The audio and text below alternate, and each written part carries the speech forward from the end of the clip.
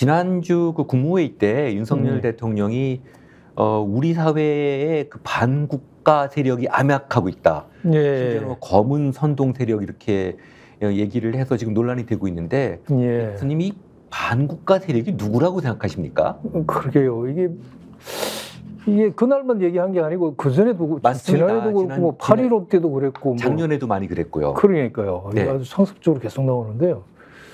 그래서 이게 좀 이렇게 풀어서 얘기해야 되겠지만 제 생각에는 오히려 일종의 적반하장이라고 그래야 되나요? 예컨대 8.15 때도 했고 8.15 때의 경우를 예를 든다면은 8.15 같은 경우에는 올해 8.15 경축사도 그렇습니다. 그럼 주로 이제 뜬금없이 남북 얘기가 주로 나왔습니다만 그렇죠. 바로 그 뒤에 국무회의에서 나온 얘기들이 반국가 세력으로 하는 건데 사실은 8.15 때 남북 얘기하는 것도 이상하지 않습니까? 아 그럼요. 일본이 우선돼야 되죠. 그러니까요. 그렇죠. 그와 관련돼서 그렇고 지난해 8.15 때에도 발을 본 반국가 세력이라고 하는 게 어떻게 보면 보통 8.15 때는 이렇게 주로 일제 강점기와 관련된 행사이기 때문에 우리 사회에 남아 있는 일제 잔재라든가 청산하지 못한 과거 이런 데 대한 반성이나 그걸 토대로 한 미래 지향적인 다짐 같은 걸 할 텐데 엉뚱하게 남북 얘기하면서 이렇게 연달아 국무회의에서 또 이 반국가 세력 운운하니까 오히려 어떻게 보면 청산돼야 할 세력에 대해서 그걸 주장하는 비판 세력에 대해서 오히려 청산돼야 할 당사자들이 오히려 반국가 세력이라고 하는 제가 볼 때 일종의 적반하장인데요. 적반하장이죠. 네. 예. 그런 생각이 듭니다. 여기 지금 작년 광복절 경축사에도 보면요. 공산 전체주의를 맹종하며 조작 선동으로 여론을 왜곡하고 사회를 교란하는 반국가 세력이라고 이렇게 구체적으로 언급을 하면서 이 반국가 세력을 어느 정도 특정을 했어요. 예. 이런 세력이 하나의 세력으로 우리나라에 존재합니까? 글쎄요. 저는 왜 지금 와서 이런 표현을 쓰는지도 정말 도저히 이해불능이라고 할까요? 근데 그 정치적 의도라고 할까? 왜 대통령이나 그 대통령실 주변에서 이런 얘기를 거듭하고 있는지에 대해서는 바로 짐작이 갑니다. 왜 이런 얘기를 하는지에 대해서는 어떤 이유일까요?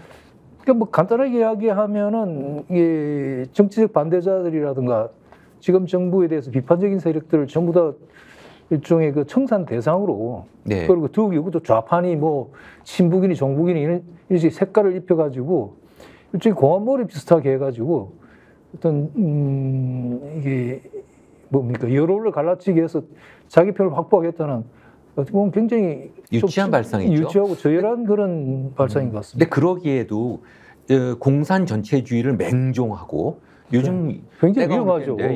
이거 굉장히 위험한 얘기예요. 조작 선동, 여론 왜곡, 사회 교란 이러는 거는 그렇죠. 이거 굉장히 위험한 발언이에요. 위험하고 더욱이 더 심한 얘기가 있었다 보니까 만일에 전쟁이 나면 이게 왜 전쟁이 나면이라는 거예요. 전쟁이 나면 이들이 압력해가지고 암약한다. 북한하고 같이 손잡고 사회를 불안하고 이거는 전시회는 할 수 있는 얘기고 대통령이 이런 얘기를 함부로 해서는 안 되거든요. 대통령 그야말로 국가 안보나 그다음에 사회를 안정화시키고 사람들 불안하지 않게 만드는 것이 대통령의 주 임무 중에 하나인데 대통령이 오히려 불안을 부추기고 마치 전시 상황이냐.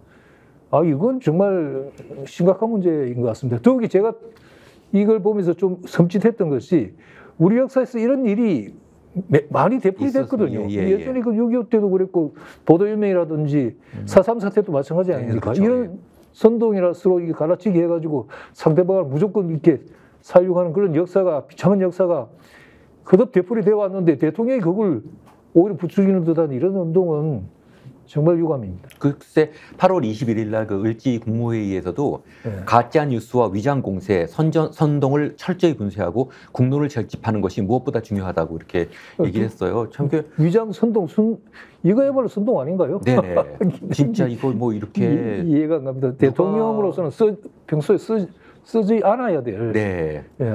전시 상태에서나 전시 상태에서 쓸 문제들인데 사실은 이렇게 전쟁까지 운운하면서 우리 사회의 지난 70여 년 동안 이제 어떤 흐름을 보면 기본적으로 평화 공존 세력이 있고 그다음에 이제 적대적 균형이라고 저는 이제 두 가지로 나누거든요. 그러니까 이제 남북한 양쪽이 마찬가지인데 좀 더 적대적 상대방과 그로부터 오는 위협을 통해서 자신들의 정치적 어떤 입지를 강화하는 네. 그런 모습을 보였는데 지금 와서 갑자기 이렇게 더 심해진 거는 사실 평화공존 모드가 어느 정도 좀 유지됐었는데 이렇게 심해진 이유가 어디 있다고 생각하십니까? 그 어떻게 보면은 이게 편한 마음이나 어떤 그 심리적 안정된 상태에서는 이런 얘기 잘 안 하거든요. 뭔가 불안해하고 있는 것 같고 뭔가 지금 어떤 일종의 궁지에 몰렸을 때 그걸 회피하거나 태세를 전환하기 위해서 흔히 하는 그런 전형적인 그런 네. 태도의 운동인데요. 제가 볼 때는 대통령이나 대통령 주변이 이 비단 이것뿐만 아니라 특히 지금 8월이지 않습니까? 네. 8.15 관련해가지고 최근에 우리 지난 시간에도 얘기했지만 국제연구기관이나 연구소 같은데 전부 다 그 뉴라이트라고 하는 흔히 그 친일이라고 지탄받는 그런 사람 인사들을 뭐 수십 명씩 앉히고 하는 그리고 일본에 대해서 8.15 때도 정작 일본에 대해서는 거의 한마디도 하지 않는 네. 이런 데 대해서 굉장히 비판이 많았지 않습니까? 네, 네. 그러니까 어떻게 보면은 일본에 대해서는 바로 얘기를 할 수가 없고 그걸 어떻게 해서 피하면서 오히려 화살을 국내에 있는 자기 정치적 반대 세력에게 이렇게 강하게 얘기해가지고 그 어떤 국면을 모면하려고 하는 친일이라고 하는 틀림없이 이번 8.15 때는 우리 정부의 그 취임 이래로 출범 이래로 계속 논란해왔던 그런 그 일본에 대한 평가 내지는 친일적인 그런 운동이나 그런 정책에 대해서 가장 초점이 맞춰질 그런 시기였는데 이번 네. 8.15가 오히려 완전히 그걸 회피하기 위한 좀 아까도 말씀드렸듯이 좀 얕은 수가 아닌가 네. 그런 생각이 듭니다. 근데 최근에 하여튼 이게 심각해지는 문제들은 뭐 여기도 뭐 북한의 개전 초기부터 그러니까요. 이들 즉 이제 반국가 세력을 동원해서 그러니까 지금 이 우리 사회에 네. 그 만약에 북한이 남침을 하면은 즉시 북한의 그 선동에 따라서 움직일 수 있는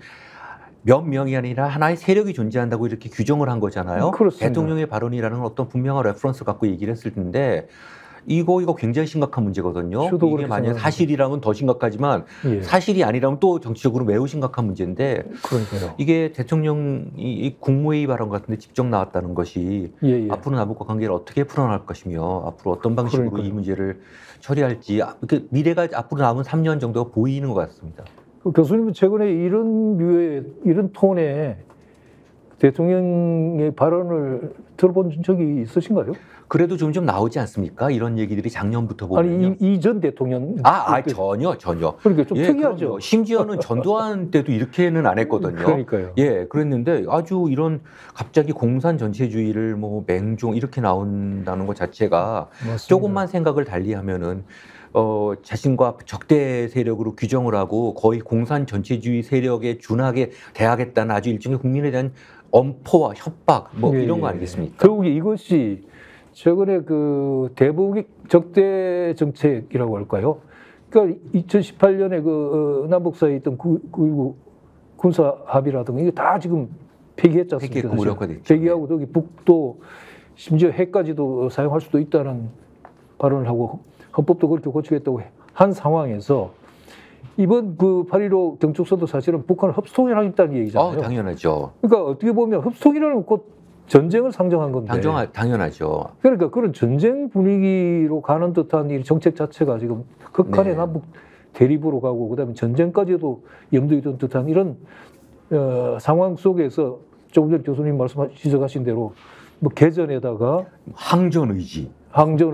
예, 그다음에 그들이 북하고 손잡고 뭐 압력해서 내부를 교란하고 뭐 이런 식의 표현을 얘기들 저도 좀 이해가 안 되는 그런 지금까지 이런 얘기가 나온 적이 없었는데 사람들 굉장히 불안하게 굉장히 불안해 갖고 뭔가 지금 이런 자신들의 정책 입지를 강화시키려는 게 아닌가 연결해 갖고 그 지금 말씀하셨지만 8.15 경축서에서도 자유통일, 자유해방 자유라는 말 자체가 갖고 있는 의미 좋지만 이게 이런 문맥에 끼면은요 지금 말씀하신 쪽으로 완전히 흡수통일을 지금 상정하는 거 아니겠습니까? 흡수통일은 전쟁 아니면 상대 측이 무너지는 건데요. 이 양쪽 다 이제 굉장한 혼란을 야기하고 북한을 아주 전방위적으로 압박하겠다는 소리 아닌가요? 그렇죠. 어떻게 보면 전쟁이라는 게 항상 또 우발적인 상황에서 일어나기 마련인데 이런 분위기를 계속 고조시키는 건 더욱이 다른 누구도 아니고 대통령이나 그 주변에서 이렇게 고조시킨다는 건 정말 굉장히 유감스럽고 위험하고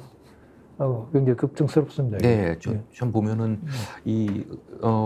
점점 더 이렇게 적대적 균형을 통해서 이 남북한 간의 어떤 평화적인 공존보다는 대립 과정에서 정치적 기득권, 물론 이건 저는 북쪽도 마찬가지라고 생각을 했습니다. 지금까지 그렇게 해왔지만은 이런 초 디지털 시대에 1950년대식의 그런 극단적인 냉전 논리를 지금 갖고 들어와 있는 거라서 맞습니다. 참 북한도 이렇게 되면 점점 닫게 돼 있거든요. 그렇죠. 최근에도 저번 시간에도 잠시 말씀드렸지만 지금 한미일이 지금 일본 자위대하고 조일미군하고 주한미군 그리고 한국군 이렇게 해서 지금 각국의 그 군 지휘 체제를 통합하는 그걸 지난 7월 28일 날 도쿄에서 3국 외무장관과 국방장관, 국가안보회 보좌관들이 모여가지고 합의하고 각서에 서명까지 하지 않았습니까? 네.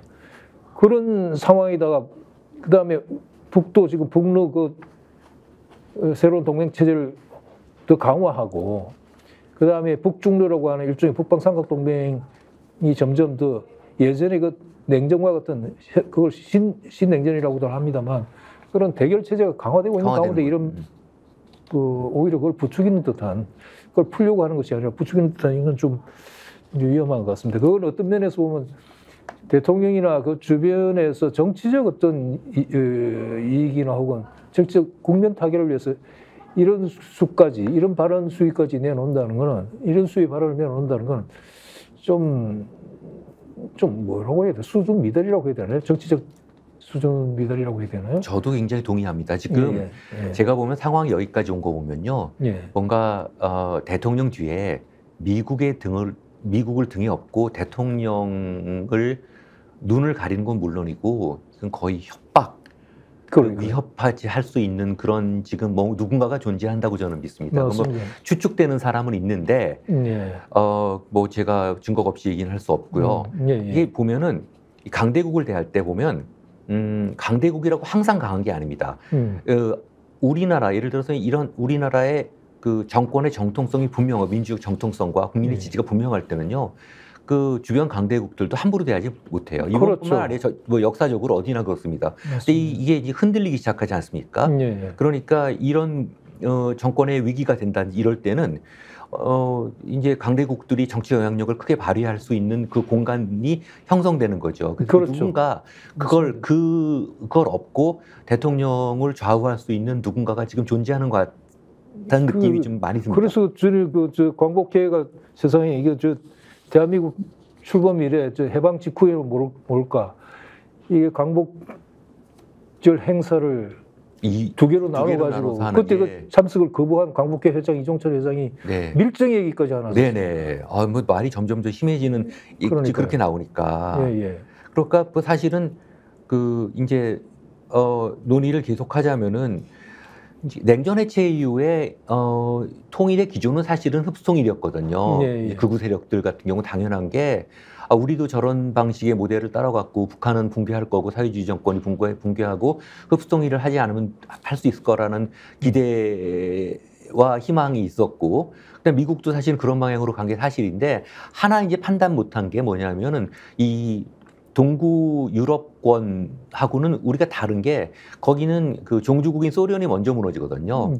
근데 이제 북한 같은 경우는 사실은 중국이 그 이후로 날로 강성해졌습니다. 뭐 속은 어떤지 모르지만 겉으로는 지표상으로 나오는 건 그렇고 뭐 당분간 뭐 중국이 어떤 큰 정치적인 격변을 겪을 만한 상황이 보이지 않는 것을 봐서 중국 입장에서 북한의 그 북한 정권을 지금 무너지게 놔둘 리는 없거든요. 그러니까 김정은 리짐은 붕괴할 수 있지만 또 다른 사회주의 정권이 들어서는 거지 김정은이 무너진다고 해갖고 그냥 갑자기 그냥 갖다 바치고 동독이 서독에 흡수되는 것처럼 그렇게는 되지 않거든요. 그렇겠죠. 이해가 너무 커서요. 맞습니다. 그러니까 진짜 그 보시는 시청자 여러분들께서 그 생각은 조금 한번 가지실 필요가 있습니다. 이게 그렇게 북한이 무너지는 정권이 아닙니다. 왜냐하면 김정일 같은 경우는요. 북한 전체 정치적 라인으로 봐서 좀 개혁 개방에 가 있던 그런 측면이 있거든요. 그래서 김정일 그 당시 국방위원장이 그런 말도 했잖아요. 그 아버지 때 그 빨치산 그분들 때문에 내가 지금 일을 못 하겠다고. 이렇게 개혁 개방을 하고 싶어도 그쪽도 이제 극우가 있는 거예요. 극좌가 있어갖고 절대 우리는 뭐 미제와 남조선을 갖다가 타도해야 돼. 이렇게 나왔는데 지금 만약에 김정은 정권이 어떤 일로 인해서 무너지는 경우에 과연 더 유화적이고 좀 더 서방의 유화적이고 자유스러운 정권이 들어올 것이냐라는 거는 그럴 수는 없습니다. 예. 장담할 수도 없고 장담할 수 없습니다. 예측할 수도 없죠. 그런데 이게 잘못하면 우리가 이 흡수통일론자들이 제일 쉽고 가장 그 강경론자들이 그걸 바라기는 하지만 이미 우리는 여러 번 실패를 했고 예를 들면 그 90년대 초에 89년도에 그 베를린 장벽이 무너지고 냉전 무너지면서 소련이 91년도에 무너지고 했을 때 그 직후에 우리가 남북한이 유엔에 가입하고 그다음에 일종의 교차 승인을 하기로 했었잖아요. 네. 그래서 우리 대한민국을 중국과 소련이 승인하고 그럼 일본, 미국이 북한을 승인하는 것이 그게 맞는 거였죠. 그런데 네. 미국, 일본은 그때 동유럽도 그랬듯이 북한도 틀림없이 말씀하셨듯이 저쪽으로 붕괴되고 그러면 흡수통합할 수 있다고 생각했기 때문에 네. 그걸 그냥 계속 미뤘던 거 아니에요. 네. 결국 그렇게 해서 지금 북한이 핵 개발까지 가는 과정이 그것도 잘못된 건데 만일 그때 교차 승인이 이루어졌으면은 예를 들면 평양에 미국 대표부나 대사관이 쓰고 그다음에 한국도 연락사무소가 가고 일본도 그렇게 되고 해서 수교가 됐으면은 북이 핵을 개발할 이유가 없고 남북이 이렇게 적대적으로 가지 않고 네. 얼마든지 평화적으로 정치적 통합은 안 되더라도 이런 그 대결적인 이런 적대적 대치가 아니고 얼마든지 평화로운 그 통합이라고 그럴까요? 그런 절차, 그러니까 평화 프로세스를 통해서 쭉 이렇게 통합할 수 있는 좋은 기회가 있었는데 결국은 그것도 어떻게 보면은 그 당시 그 냉전 붕괴될 때 그 동유럽처럼 북한도 결국은 자체 붕괴되고 흡수통합할 수 있을 것이라는 그런 기대 때문에 그걸 거부한 것 아닙니까? 네. 그때부터 사실은 북한의 핵 개발은 예정돼 있었다고 할 수 있는 거죠. 맞아요. 그게 이제 공식적으로 나온 게 1994년에 제네바 기본 합의를 보면은 네. 거기 양측에 이제 대사급 외교 관계를 맺는다라는 그런 약속이 돼 있었거든요. 맞습니다. 근데 이제 그게 보면은 양쪽 다 문제가 있었죠. 근데 제가 이제 좀 외교관을 통해서 들어본 소식은 지금 마찬가지로 미국이 그거를 다 들어줬을 때 그 조약 기본 합의에 사인을 할 때 이 기본 합의가 지켜지기 전에 이미 북한 정권이 붕괴된다는 걸 전제 그 시나리오로 그렇죠. 시작을 했다는 거예요. 그건 저도 상당히 동의를 합니다. 그러니까 에라 막 들어줘 이렇게 어차피 그렇죠, 쟤네들 무너질 건데 이렇게 나온 거죠. 그게 그때 1994년도에 그 합의, 북미 합의, 핵 합의라는 게 미국이 북한에 그 경수로 지어주고 대신에 북한은 핵 개발 자체 그만두고 다 폐기하고 이런 식으로 그때 동의해 준 게 그때 미국이 그때 쉽게 동의해 준 게 뭐냐면은 경수로 하루아침에 지어지는 것도 아니고 지어진 과정에 이거 무너질 테니까 네. 시간 벌기로 그냥 맞습니다. 합의해 준다는 얘기가 있지 않습니까? 네네. 다들 저도 그게 상당히 맥센스해요. 상당히 파격적인 합의를 해줬는데. 그런데 결국 미국이 그걸 파기했잖아요. 그걸 파기했죠. 사실 그 대신에 지열 동안에 중유를 대주기로 했는데 몇 번 대주다가 안 대줬죠. 네네. 사실 그걸 파기했죠. 언제 한번 핵 문제는 또 한번 논의를 시간을 가지고 하기로 하고 그러시죠. 사실 이제 원래 뭐 자유통일 이거 아주 굉장히 자유란 말 자체는 상당히 좋은 건데 지금 이런 시대적 문맥 속에서는 굉장히 지금 위험한 얘기들이 나오고 있거든요. 뭐 사실 최근에 요번에 이제 국방장관 안보실장이 다 이제 군인으로 교체가 됐지 않습니까? 그것도 좀 맥락인 것 같아요. 그렇죠. 그렇죠. 그거하고 전에 우리 다뤘던 그 뉴라이터들 대거 진출이나 다 같은 맥락인 것 같고요. 그리고 지가 이번에 그걸 하면서 좀 한 가지 아까 그 교수님이 말씀하신 도대체 누구를 가리키느냐 했을 때 뭐 교수님도 충분히 짐작하실 수 있듯이 분명히 정치적 반대자들, 동의하지 않는 사람들, 뭐 쉽게 말해 야당 아니면 약간 진보적 학생층이나 아니면 사회인사들을 겨냥하고 이렇게 했는데 특히 우리가 말하는 국힘당이라든가 정부 쪽 대통령실 주변은 그야말로 어떤 자신들이 정통성을 건국절 논란에서도 보시듯이 위에 있는 이승만부터 시작해가지고 뭐 이런 표현을 써야 될지 모르겠지만 어쨌든 반민특위에 반대했던 세력들이고 그다음에 군부 통치 세력들 후예라고 하나? 라고 할 수 있는데 말하자면 그에 반대하는 사람들 지금 다 지금 맞아요. 그걸 뭡니까 성장 반대 세력이고 그다음에 산업화 반대 세력이고 이런 식으로 몰아붙이잖아요. 네, 근데 제가 최근에 글을 쓴 것 중에 그들이야말로 예컨대 학생 운동 같은 건데요. 대한민국이 다른 개독국들과 달리 중진국을 재빨리 탈출해가지고 선진국으로 도약할 수 있었던 가장 큰 이유 중에 하나가 바로 학생 운동이었다고 하는 이거 우리가 주장하는 게 아니고 외국 학자가 그런 글을 봐가지고 한번 소개를 잠시 해드리고 싶은데 그 미국 매사추세츠 에머스트 대학 정치경제학 하는 약간 진보적 학자인데요. 제임스 보이스라는 학자가 인터뷰한 2021 작년에 나온 번역돼서 나온 한국 책에 인터뷰집이 있는데 거기 한 얘기를 제가 한번 소개한 적이 있어요. 그분이 이제 앨리스 엠스텐이라고 하는 매사추세츠 공대 교수 책 중에 아시아's next giant라고 그래가지고 아시아의 다음 거인, 아시아의 다음 거인 한국이에요. 한국이 이렇게 거인이 될 수 있는 기본 토대가 뭐냐 하면 학생운동이다. 그래서 이 제임스 보이스가 그걸 얘기를 들었어요.